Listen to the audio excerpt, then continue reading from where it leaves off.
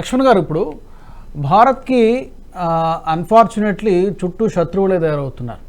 ఒకప్పుడు పాకిస్తాన్ మాత్రమే ఉండేది, తర్వాత ఇప్పుడు తాజా పరిస్థితుల్లో మనం చూస్తున్నాం బంగ్లాదేశ్ కూడా హసీనా ఆమె పదవి చిత్రాలు కావడంతో బంగ్లాదేశ్ కూడా ఇప్పుడు మనకి వ్యతిరేకంగా ఉంది. చైనా ఎలాగో ఉండనే ఉంది, ఎప్పటి నుంచి ఉండనే ఉంది. సో చుట్టూ కూడా సరౌండింగ్ ఏరియాస్ చుట్టూ ఉన్నటువంటి నైబరింగ్ కంట్రీస్ అన్ని కూడా శత్రు దేశాలుగా తయారవుతున్నాయి. భారత్కి చాలా పెద్ద ప్రమాదం అంటే అప్రమత్తంగా ఉండాల్సినటువంటి అవసరం కనిపిస్తుంది. ఎలా దీన్ని ఎదుర్కోవాల్సినటువంటి అవసరం, దౌత్యపరంగా కావచ్చు లేకపోతే రాజకీయ పరంగా కావచ్చు, చాలా ఉద్రిక్త వాతావరణం క్రియేట్ అవుతోంది చుట్టూ కూడా.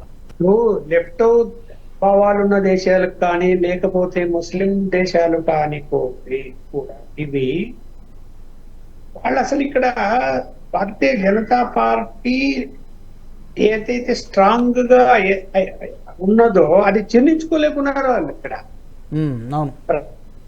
ప్రధానంగా ఏంటంటే దాని వెనక మన భారతదేశంలో ఉండేటువంటి వాళ్ళకు కూడా అనేక సమాచారాలు వాళ్ళకి అందించి మన మీదకి ప్రోత్సహించే విధంగా ప్రోత్సహిస్తున్నారు వాళ్ళని మనకి అగనెస్ట్ గా. అది అంతర్గత శత్రువులు కూడా ఇక్కడ ఉన్నారు, మన అందులో ఏమి సందేహించాల్సినటువంటి అవసరం అయితే లేదు. ఇప్పుడు ఎన్ని చెప్పినా కూడా ఈ రోజుకి చైనా పాకిస్తాన్ నుంచి ఎవరైతే టెర్రరిస్టులు ఉన్నారో వాళ్ళు రావడం ఏమైనా ఆగిందా? ఎన్కౌంటర్లు ఆగాయా? మన యొక్క సైనికులు చంపడం ఆగిందా? ప్రజలను చంపడం ఆగిందా? ఏవాగే ఇప్పుడు నిజంగా కూడా జరిగింది. ఇక్కడ ఆగింది. ఇక్కడ ఎక్కువ మంది ఎక్కడి నుంచి వస్తున్నారు? బంగ్లాదేశ్ ను ఆసరాగా చేసుకొని అక్కడి నుంచే ఎక్కువ శాతం మంది వస్తున్నారనే ఆరోపణలు కూడా వస్తున్నాయి కదా. హసీనా ఉన్నప్పటికీ కూడా వాళ్ళ హసీనా కంట్రోల్లో కూడా ఇవాళ ఏమైపోయిందంటే ఈ ముస్లిం దేశాలలో ఎవరైతే ప్రైమ్ మినిస్టర్లు ఉన్నారో, ప్రధానమంత్రులు మన ప్రెసిడెంట్లు ఉన్నారో వాళ్ళ కంట్రోల్లో లేవవి. సైనికుల యొక్క కంట్రోల్లో ఉన్నాయి, సైనిక అధికారుల కంట్రోల్లో ఉన్నాయి. వాళ్ళు ఎలా చెప్తే అలా నడుచుకునేటువంటి పరిస్థితులు ఆ దేశాలు ఉన్నాయి ఇవాళ.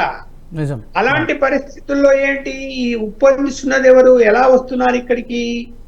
పాకిస్తాన్ నుంచి. ఎవరు కారకులు అంటే బహిరంగ రహస్యమే కదా. పాలకులు ఏం చేస్తున్నారు అక్కడ? ఏం చేయటంలే, నడుస్తూనే ఉంది. ఇంకా ఎప్పుడైతే జీర్ణించుకోలేని పరిస్థితులు వచ్చినాయో, ఇంకా ఈ యొక్క భారతదేశం బలపడుతుంది, భారతీయ జనతా పార్టీ అధికారంలో ఉంటే అన్ని విధాలుగా కూడా బలపడుతున్నారు. ఒకవేళ యుద్ధం అనేది ఏదైనా వస్తే కూడా ఎదుర్కొనే శక్తి సామర్థ్యాల గల దేశంగా తయారు చేశారు. ఆర్థికంగా కూడా బలపడుతున్నారు. ఇది ఎలా జీర్ణించుకుంటారు? చైనా జీర్ణించుకుంటుంది? అసలు జీర్ణించుకోదు. ఎప్పటికైనా మనకు ప్రమాదం అనేటువంటి ఆలోచన చేస్తుంది కదా. ఇక్కడ అసలు వాస్తవ పరిస్థితులు ఏంటి? ముస్లిం దేశాలు ఏవైతేనేమి ఎవరైనా ఈ భారతీయ జనతా పార్టీని ఆ మతపరమైనటువంటి వ్యతిరేకత భావంతో పనిచేస్తున్నది. ఎక్కడ చేస్తున్నది? ఏమన్నా 10 సంవత్సరాలు అయింది, 2 సార్లు వచ్చారు, మళ్ళీ 3వసారి అయ్యాడు ఆయన. సరే, సీట్లు తక్కువ, పక్కన అంశం. కానీ ఎక్కడైనా మత కొల్లాలు ఈ దేశంలో జరిగాయా ఈ 10 సంవత్సరాల్లో? చిన్న చిన్న ఘర్షణలు తప్ప భారతీయ జనతా పార్టీ అధికారంలో ఉన్న రాష్ట్రాల్లో కానీ దేశంలో కానీ చెప్పుకోదగ్గ సంఘటనలు ఎక్కడన్నా జరిగాయా? జరగలేదు కదా. ఇవన్నీ కొన్ని కంట్రీస్ గుర్తించాయి. ఇప్పుడు అరబ్ కంట్రీస్ గుర్తించాయి. అరబ్ కంట్రీస్ వాళ్ళు ఎలా ఉండాలో అలా పద్ధతిలో ఉంటున్నారు అక్కడ. బట్ పర్టికులర్లీ ఈ దేశాలు ఎందుకు అలా తయారయ్యాయి అంటే ఇది వెనక చైనా తప్ప వేరే ఏం కనపడలేదు కాదు. సో దీన్ని అమెరికా ఏమన్నా దాన్ని మనకు సపోర్ట్ గా ఉంటూ కౌంటర్ సివియర్ అటాక్ ఏమైనా చేయగలుగుతుందా చైనా అంటే? చేయదు. ఎందుకంటే వ్యాపార సంబంధాలు చైనాతో ముడిపడి ఉన్నాయి వాళ్ళకు కూడా. అక్కడ నామికా వస్తే ఏదైనా ఇష్యూ వచ్చినప్పుడు మాత్రం ఏదో మాట్లాడతారు తప్ప రేపు ఏదైనా జరిగితే మనకు అండగా ఉండే పరిస్థితులు ఉంటాయా? ఒకటి, మనకు అండగా ఎవరు ఉండాల్సిన అవసరం లేదు. మన స్వశక్తితోనే మన యొక్క ఏదైతే సైనికులు కానీ లేకపోతే యుద్ధ పరికరాలు కానీ ఏవి సమకూర్చుకోవాలనో అవన్నీ సమకూర్చుకొని దేనికైనా సిద్ధంగా ఉన్నాము అనే సిగ్నల్ ఇవాళ అది ఇస్తున్నారు.